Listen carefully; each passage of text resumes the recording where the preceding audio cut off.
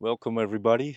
Last days we went to the southern of Holland, to Maastricht, to Vaals. Then we went to Schengen, found a camping site there, the Moezel. Today we're heading towards Epinal and I'm going to find a camping spot around there. Tomorrow we will go to Langrès. France. All right. This night at the camping it was about 13 degrees and then it becomes pretty cold. Yeah, even with my thicker clothes on it's still getting a bit fresh. Yeah, it's a little bit of a different landscape. You can see the difference from the Eifel and the Ardennes. Here it's more like a wavy landscape, more open, more agricultural, but yeah, I like the variation. Okay, time to fuel up. So we're now in Thionville. With the tank topped up in Thionville, I set off again, the road leading me to quaint, picturesque villages scattered across the Vosges. Those charming French hamlets, their rustic charm nestled amidst rolling hills.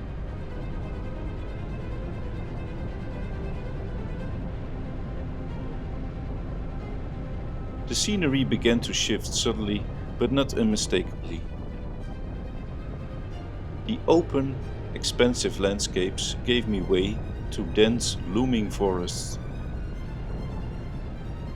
Hours passed, the steady hum of the bike my constant companion. Even on a bike this comfortable, I felt the day's journey settle in my bones. It was time to take a rest. Following a quiet lane, I found a serene camping site beside the tranquil waters of Lac de la Moselotte. A perfect place to pause and soak in the day's adventure.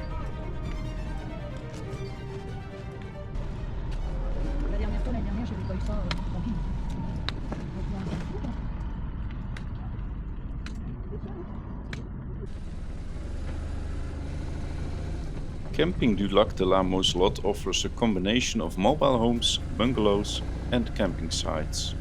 It has direct access to the lake and there is a small restaurant and leisure center.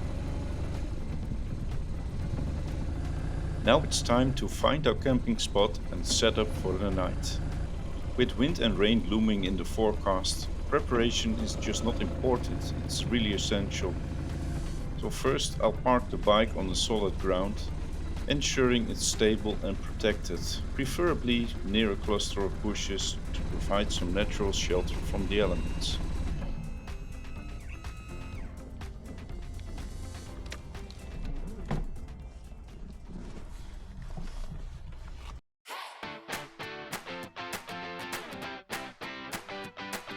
After a long day on the road, it's time to set up camp for the night. Here's how I keep it simple and efficient with lightweight gear that's perfect for motorcycle travel. This is my lightweight tent. It's compact, durable and quick to assemble. Perfect for trips like these where space and weight are everything. Stability is key, especially when the weather decides to throw a curveball. I make sure the stakes are secure and adjust the guy lines to handle any wind or rain that might come on my way. For the inside I keep it cozy but minimal, a lightweight sleeping pad for comfort and an insulated sleeping bag to stay warm. Just what you need after hours on the bike. And there you have it, a simple setup that's easy to pack and perfect for adventures like this. Now it's time to kick back, listen to the sound of the wild and recharge for tomorrow's journey.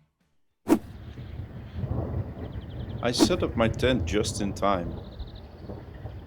In the afternoon, the clouds rolled in and deep rumble of thunder and the rhythmic pattern of rain set the scene for the rest of the day.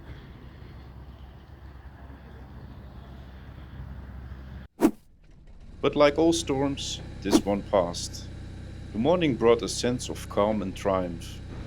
The bike was ready, the sun was shining and the road was calling once again. So we go back to Remiremont.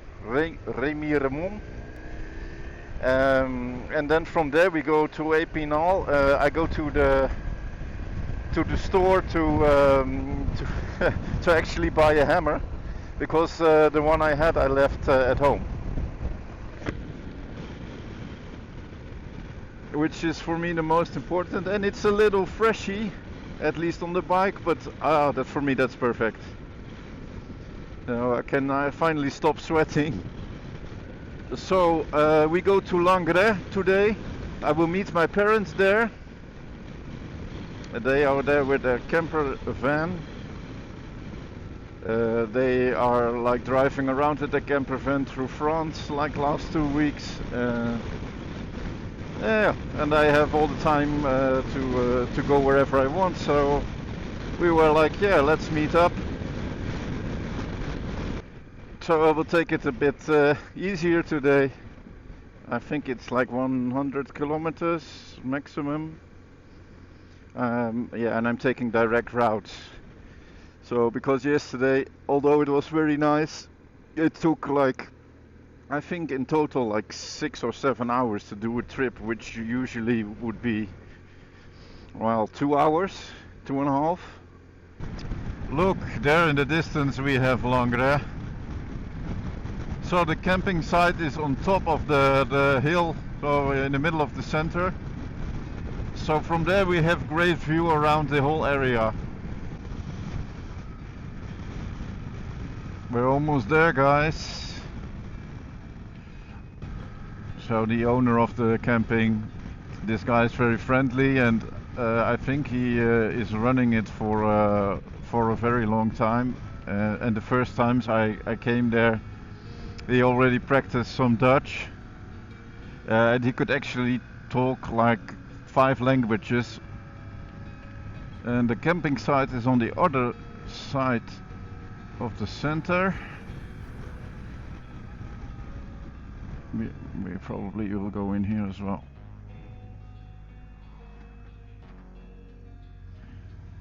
Camping Navarre.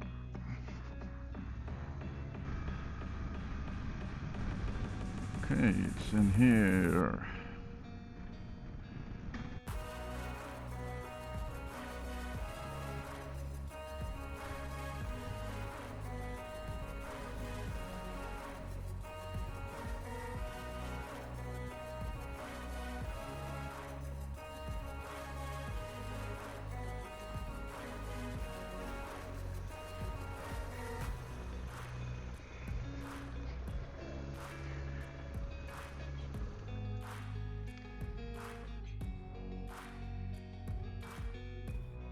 It's great to meet my parents here on this beautiful location.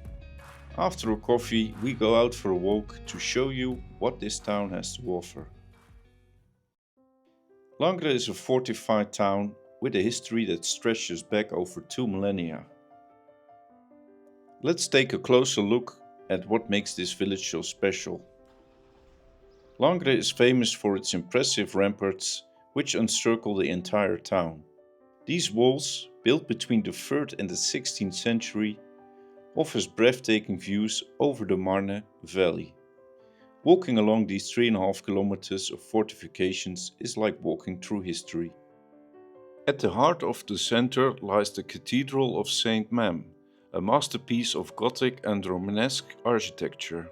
And did you know that Langres was once connected to the valley below by a charming little train?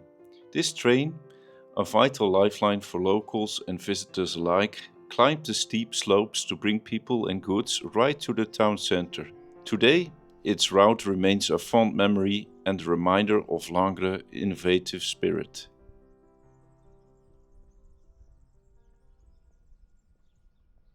What a great town, there is so much to see.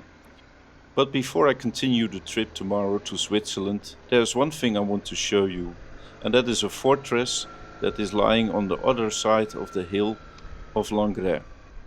Let's see if we can see the camping site from there. It's only like 7 minutes driving.